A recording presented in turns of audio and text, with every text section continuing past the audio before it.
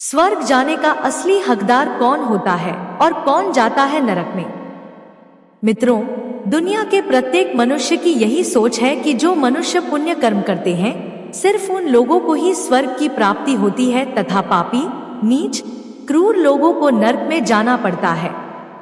मित्रों, यहाँ पर आप गलत हैं। वह कैसे? मैं आपको एक कथा के माध्यम से बताता हूँ कि स्वर्ग में जाने का असली हकदार कौन होता है और वह कौन से कर्म हैं जिन्हें करने मात्र से प्रत्येक मनुष्य के सारे कष्ट और पाप नष्ट हो जाते हैं। मित्रों, चलिए मैं आपको एक पवित्र कथा सुनाता हूँ। एक बार की बात है, धरती लोक पर 3 मनुष्य और एक औरत, मतलब 4 लोगों की मृत्यु एक ही साथ हो जाती है। उन सभी लोगों के अपने अपने विचार थे, साथ ही वे सभी लोग अलग अलग प्रदेश के भी थे। परंतु संयोगवश उन चारों का अंत एक ही समय पर हो गया था, जिसके कारण यमराज जी के दूत उन चारों को लेने के लिए ठीक उसी समय पर आते हैं। मरने वालों में से एक व्यक्ति मगध देश का राजा था, दूसरा एक धनिक व्यापारी था, तीसरा व्यक्ति एक पूजा पाठ करने वाला पंडित था और चौथा एक गरीब औरत थी जो दिन भर मेहनत करके अपने परिवार का पालन पोषण करती थी। यमराज के दूत इन चारों के पास आए तो चारों की आत्माओं को लेकर यमराज के दूत मृत्यु के देवता धर्मराज की सभा में आकाश मार्ग से लेकर जा रहे थे। जब यमराज के दूत उन चारों आत्माओं को लेकर यमराज की सभा में पहुंचे तो वे चारों आपस में सोच रहे थे कि हम चारों में से कौन स्वर्ग में जाएगा और कौन नरक में जाएगा। उस समय मृत्यु के देवता यमराज अपने आसन पर विराजमान नहीं हुए थे। तभी चारों ने आपस में बातचीत करते हुए तीनों मनुष्य कहने लगे कि मुझे तो स्वर्ग की प्राप्ति होगी, परंतु उन सबके साथ में वह जो औरत थी वह शांत खड़ी थी। सबसे पहले राजा कहने लगा, मुझे यमराज जी तो पक्का स्वर्ग में ही भेजें, क्योंकि मैंने सभी की बहुत सहायता की है। मैं तो एक विश्वविख्यात राजा हूँ। मैंने अपने अनेक सत्कर्मों से धरती लोक पर खूब नाम कमाया है, जिससे प्रत्येक मनुष्य मेरे राज्य में अत्यंत खुश था। चारों तरफ सभी लोग मेरे अच्छे कर्मों की चर्चा करते हैं। कभी भी कोई मेरे द्वार से खाली हाथ नहीं गया। मैंने सभी को भिक्षा दी है। मुझसे जितना हो सका मैंने उन्हें उससे बढ़कर दिया, ताकि वे मुझे आशीर्वाद दे और मुझे पुण्य मिले और वे जीवन भर मेरा नाम कभी न भूल पाए। हर तरफ मेरे नाम का ही गान हो।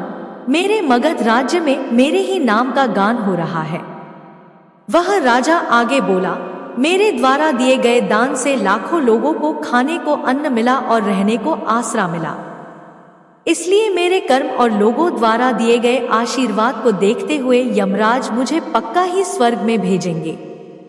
मित्रों, राजा की बात सुनकर व्यापारी कहने लगा, अरे भाई, मैंने तो पृथ्वी लोक पर रहकर खूब धन कमाया, फालतू का खर्च नहीं किया और उस धन से मैंने लाखों लोगों की सहायता की। मैंने अपनी कमाई का अपना 30वां हिस्सा सदैव दीन दुखियों की सहायता में लगाया है, जिसकी वजह से मुझे अवश्य ही पुण्य मिलेगा। प्रभु यमराज मेरे शुभ कर्मों को देखते हुए मुझे स्वर्ग में अवश्य भेजेंगे। इस बात को मैं पहले से ही जानता हूँ।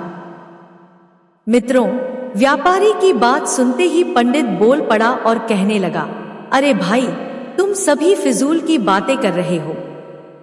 स्वर्ग में जाना कोई आसान कार्य नहीं है। स्वर्ग में जाने के लिए दान के साथ साथ पूजा पाठ भी करना पड़ता है। इसलिए स्वर्ग में जाने का सबसे बड़ा हकदार तो मैं ही हूँ, क्योंकि मैंने भगवान का नित्य पूजा पाठ किया है। मेरा पूरा जीवन पूजा आराधना में ही बीता है। मेरे द्वारा किए गए शुभ कर्मों के कारण ही धर्मराज मुझे स्वर्ग में अवश्य भेजेंगे।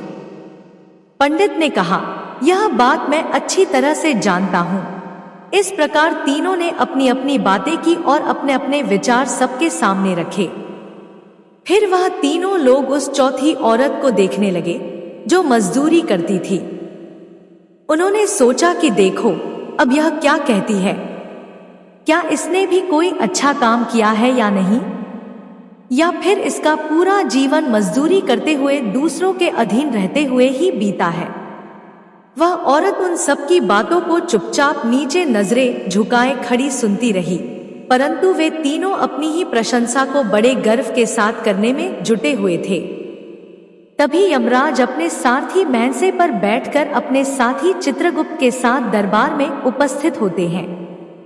मित्रों, चित्रगुप्त के हाथों में एक मोटी सी किताब थी। उस किताब में समस्त प्राणियों के कर्मों का लेखा जोखा लिखा था। यमराज जी अब अपनी सवारी से उतरते हैं और अपने सोने के आसन पर विराजमान होते हैं। फिर चित्रगुप्त से उन चारों के पाप और पुण्य को देखने के लिए कहते हैं। चित्रगुप्त ने सबसे पहले मगध देश के राजा को अपने पास लाया और उससे कहने लगे, तुम तो धरती पर बड़े ही विख्यात राजा थे। तुमने अपने जीवन में कौन कौन से कर्म किए हैं तथा आपने जितने लोगों को दुख दिया है और जितने लोगों का भला किया है, मैं अपनी पुस्तक में देखकर यह फैसला करूंगा कि आप स्वर्ग में जाने के योग्य हैं या नहीं। तब वह राजा बड़े गर्व के साथ अपने कर्मों को बताते हुए कहता है, हे चित्रगुप्त, मैं मगध देश जैसे बड़े राज्य का स्वामी था। मेरा राज्य बड़ा ही समृद्ध और खुशहाल था। मेरे राज्य में मेरी वजह से ही दीनहीन, गरीब दुखिया लोग बहुत ही कम थे। सब मेरी छत्र छाया में रहते हुए बड़े आनंद के साथ जीवन यापन कर रहे थे। मैंने अपने राज्य के प्रत्येक नागरिक को किसी भी चीज की कभी कमी नहीं होने दी। मेरे यहाँ हर निर्धन को धन मिलता था, हर भूखे को भोजन मिलता था। लाखों का धन उन्हें रोज दान में दिया जाता था, जिसकी वजह से मेरी प्रजा मुझसे बहुत प्रसन्न थी।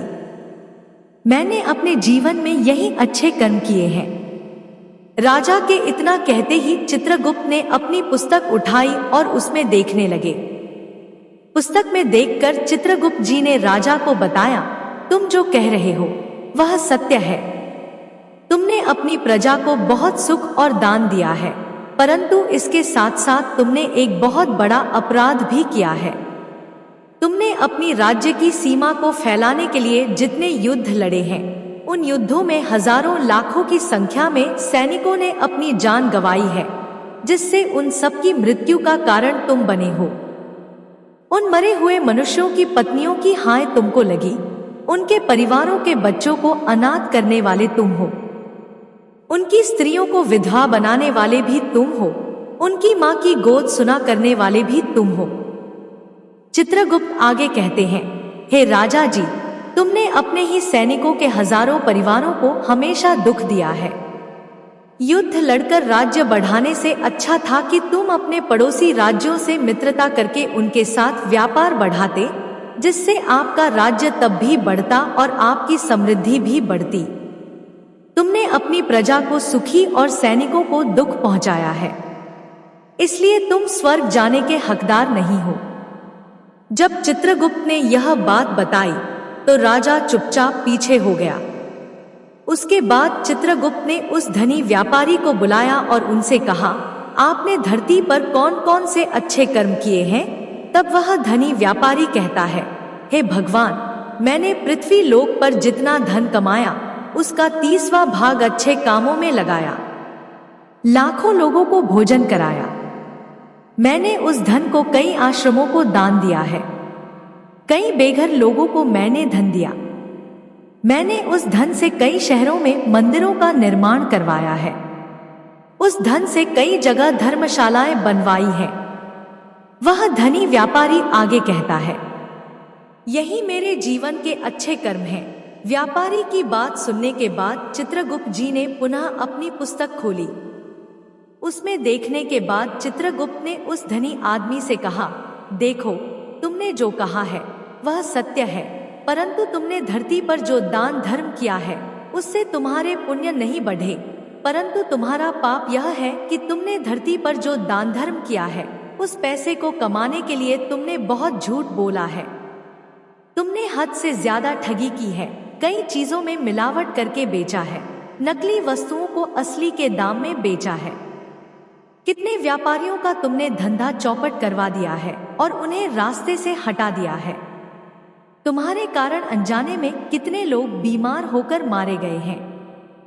चित्रगुप्त आगे कहते हैं कि न जाने कितनों ने तुम्हारी वजह से आत्महत्या कर ली, कितनों की मेहनत का पैसा तुम्हारे पास चला आया। उन सब लोगों की बद्दुआ तुम्हें लगी है। तुम्हारे जो पाप कर्म थे वे तुम्हारे द्वारा किए गए अच्छे कामों के कारण तुम्हारे पुण्य को शून्य कर देते हैं। यही कारण है कि तुम्हारा कोई पुण्य कर्म न होने के कारण तुम स्वर्ग में जाने के योग्य नहीं हो।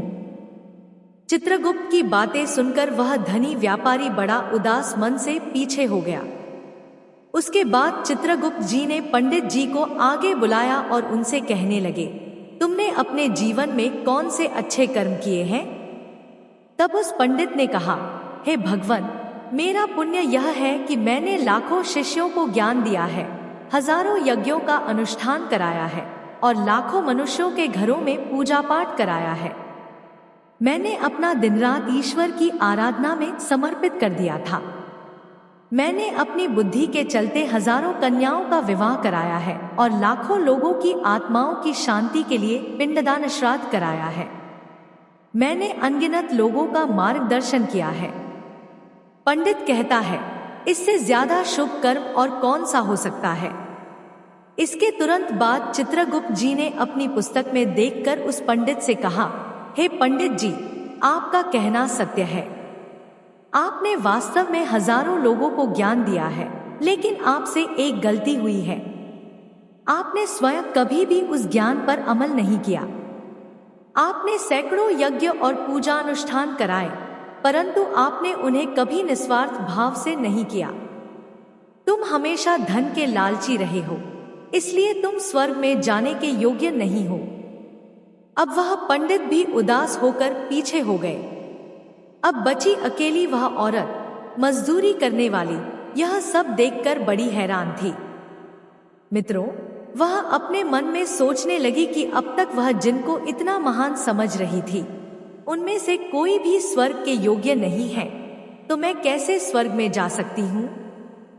मुझे तो स्वर्ग की कल्पना भी नहीं करनी चाहिए, क्योंकि न तो मैंने कभी पूजा पाठ किया है और न ही मैं दान करने लायक थी। इसका मतलब है कि मैंने तो कभी कोई शुभ काम नहीं किया। मैं तो मेहनत मजदूरी करके सारे जीवन अपने परिवार का भरण पोषण करती रही।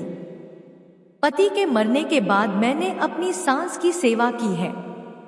वह औरत यह सब बातें सोच ही रही थी कि इतने में चित्रगुप्त ने उसे भी आने को कहा। जैसे ही वह औरत चित्रगुप्त के पास गई तो उसने पहले ही कह दिया, हे भगवान, मैंने धरती पर एक गरीब दुखिया के घर में जन्म लिया था।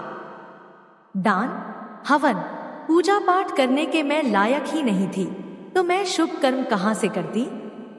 मैं तो अपने परिवार का पालन पोषण बड़ी मुश्किल से कर पाती थी। मैं जानती हूँ भगवान कि मैं स्वर्ग में जाने के योग्य नहीं हूँ। मैंने धरती पर भी नर्क भोगा है और आगे भी नर्क में ही जाने की मेरी हैसियत है। वह औरत आगे कहती है, किंतु हे प्रभु, मेरी एक इच्छा है। मैं स्वर्ग में तो नहीं जा पाऊंगी, लेकिन मैं एक बार स्वर्ग को अपनी आंखों से देखना चाहती हूँ। इससे अधिक मेरी कोई इच्छा नहीं है, क्योंकि मैंने ऐसा कोई कर्म नहीं किया है जो मुझे स्वर्ग में पहुंचा दे।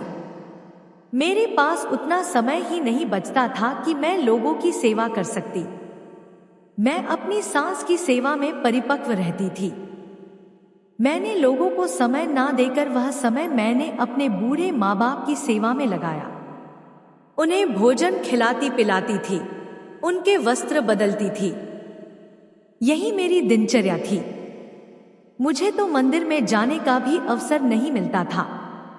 उस औरत की बात सुनकर चित्रगुप्त ने पुनः अपनी पुस्तक में देखकर पूछा, हे देवी, तुम ध्यान से सोचकर बताओ कि तुमने कभी तो कोई पुण्य कर्म किया होगा। तब औरत ने अपने पूरे जीवन के घटनाक्रम को याद किया और तब उसे याद आता है कि एक बार उसे बहुत तेज भूख लगी थी। वह खाना खाने के लिए बैठी ही थी कि इतने में वहां एक बहुत ही कमजोर बीमार कुत्ता टहलता हुआ आ गया, जो ठीक से चल भी नहीं पा रहा था। वह आकर मेरे सामने बैठ गया और मेरी रोटी की ओर गौर से देखने लगा। मैंने समझ गई कि वह कुत्ता बहुत भूखा है।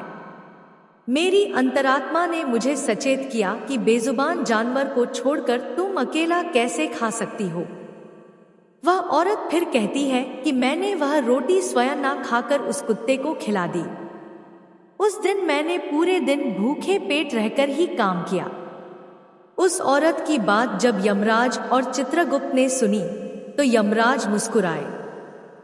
तब स्वयं यमराज जी ने उसका हाथ पकड़कर बड़े सम्मान के साथ उस औरत को स्वर्ग में लेकर गए और यमराज जी बोले, वास्तव में आप ही स्वर्ग में रहने के अधिकारी हो। प्रत्येक जीव पर दया दिखाना ही सबसे बड़ा पुण्य कर्म है। मनुष्य जो भी काम निस्वार्थ भाव से करता है, वास्तव में उसी को सबसे बड़ा पुण्य मिलता है। निस्वार्थ भाव से किए गए जन कल्याण के लिए एक छोटे से छोटे काम भी आपके सैकड़ों पापों को नष्ट कर देता है। यमराज आगे कहते हैं, लालच, मोह और स्वार्थ के वशीभूत होकर मनुष्य द्वारा किया गया शुभ कर्म भी फलदायी नहीं होता है। इसलिए ध्यान रहे, जीवन में अच्छे कर्म अच्छी भावना के साथ करना चाहिए। ऐसा नहीं होना चाहिए कि आपने किसी से धन छीनकर या चुराकर अच्छे काम में लगा दिया हो तो वह धन आपको कभी नरक में नहीं ले जाएगा। ऐसा काम करने पर आप अवश्य ही नरक के भागीदार बनेंगे। अगर कोई मनुष्य उसी धन को दान पुण्य में लगाता है तो वह उससे भी नहीं उभर सकता। इसके बाद चित्रगुप्त पंडित राजा और धनी व्यापारी को नरक में डाल देते हैं। वही उस स्त्री को स्वर्ग की प्राप्ति होती है। मित्रों, स्वर्ग में वही व्यक्ति जाता है जिसने प्रत्येक काम निस्वार्थ भाव से और प्रत्येक जीव की सेवा की हो। भले ही उसने जीवन में एक पैसा भी दान न किया हो, पर जो वह जिस लायक था, अपनी सामर्थ्य के अनुसार उसने निस्वार्थ भाव से जो भी काम किया है, वही उसकी मुक्ति का रास्ता तय करता है। मित्रों, आशा करते हैं कि आपको वीडियो पसंद आई होगी। अगर वीडियो पसंद आई हो तो वीडियो के कमेंट बॉक्स में हर हर महादेव कमेंट अवश्य करना। साथ ही इस वीडियो को ज्यादा से ज्यादा लोगों में शेयर करें ताकि उन सभी लोगों को इस विडंबना के बारे में पता चल सके। मित्रों, अगर आप सभी हमारे चैनल पर नए हैं तो ऐसे ही वीडियो देखने के लिए हमारे चैनल को अवश्य सब्सक्राइब कर लें। आप सभी का यहाँ तक वीडियो देखने के लिए दिल से धन्यवाद।